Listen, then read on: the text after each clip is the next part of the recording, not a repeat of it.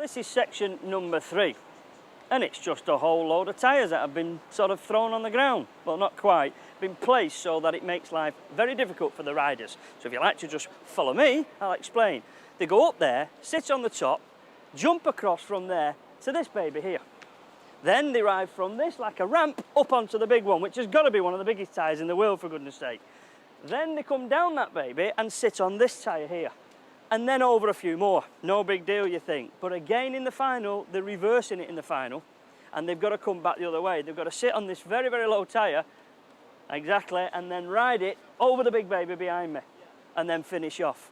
But back to the heats, and in the heats, they just come over this one, onto a very, very big one again, and then the run-off bit is fairly easy. It's like a bit of a stepping stone down to the ends.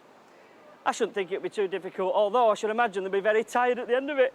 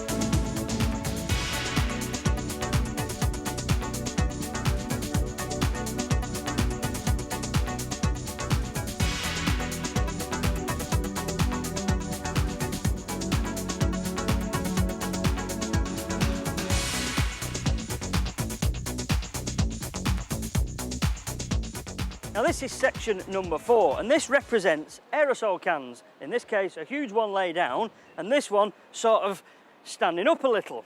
And it seems quite grippy. But then again, when they get to the top here, they've only got to jump across what amounts to about 12 foot, a 12-foot gap, over to the other side, down that aerosol can. And that's not all. Because they've got to go over these, which are huge bottles. Amazing, isn't it? Right on top, that is. Then they come back down these fellas, so move back a bit, down these which are laid down aerosol cans of a giant form, on top of another huge bottle, and then on top of that, a massive aerosol can again. Then they lay onto this, they jump down onto this, and off they go. Simple as that, isn't it? The thing is, don't forget that on the return journey, in the final, they've got to go on here and over that, rather than me.